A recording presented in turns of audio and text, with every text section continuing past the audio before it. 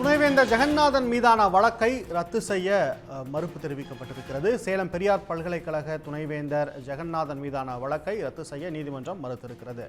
மேலதிக விரிவான விவரங்களுக்கு சிறப்பு செய்தியாளர் ரமேஷ்குமார் இணைகிறார். ரமேஷ்குமார், விவரங்கள். சேலம் பெரியார் பல்கலைக்கழக விதிகளை மீறி அரசு அனுமதி பெறாமல் பெரியார் பல்கலைக்கழக தொழில்நுட்ப தொழில் முனைவோர் மற்றும் பவுண்டேஷன், அதாவது ஃபியூச்சர் பவுண்டேஷன் என்ற அமைப்பை அரசு நிதியில தொடங்குவதாக கூறிதான் துணைவேந்தர் ஆர் ஜெகநாதன் உள்ளிட்டோருக்கு எதிராக அந்த பல்கலைக்கழகத்தினுடைய ஊழியர் சங்கத்தின் சார்பில் இளங்கோவன் என்பவர் அந்த சேலம் கருப்பூர் காவல் நிலையத்தில் புகார் தெரிவித்திருந்தார்.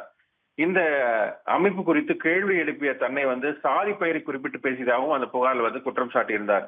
இந்த புகார்களின் அடிப்படையில தான் துணைவேந்தர் ஜெகநாதன், பதிவாளர் தங்கவேல் உள்ளிட்டோருக்கு எதிராக இந்திய தண்டனை சட்டம், வன்கொடுமை தடுப்பு சட்ட பிரிவுகளின் கீழே கருப்பூர் காவல் நிலையத்தில் போலீசார் வழக்கு பதிவு செய்து விசாரணை நடத்தி வந்தனர். இந்த வழக்கை ரத்து செய்ய கோரி துணைவேந்தர் ஜெகநாதன், பதிவாளர் தங்கவேல் உள்ளிட்டோர் சென்னை உயர்நீதிமன்றத்தில் மனு தாக்கல் செய்திருந்தார்கள். அந்த மனுவில் எந்த பரிவர்த்தனையும் நடைபெறவில்லை என்றும் எந்த முறைகேடும் நடைபெறவில்லை என்றும் தெரிவிக்கப்பட்டிருந்தது.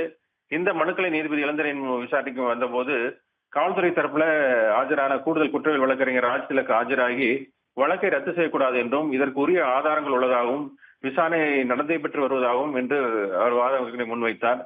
இதையடுத்து துணைவேந்தர் ஜெகநாதன், பதிவாளர் தங்கவேல், கணனித்துறை பேராசிரியர் சதீஷ், பாரதியார் பல்கலைக்கழக பேராசிரியர் ராம் கணேஷ் ஆகியோர் மீதான அந்த வழக்கை ரத்து செய்ய முடியாது என கூறி அந்த வழக்கையே தள்ளுபடி செய்து நீதிபதி உத்தரவிட்டிருக்கிறார்.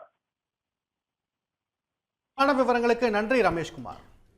உடனுக்குடன் செய்திகளை தெரிந்து கொள்ள சன் நியூஸ் பெல் ஐகானை கிளிக் பண்ணுங்க.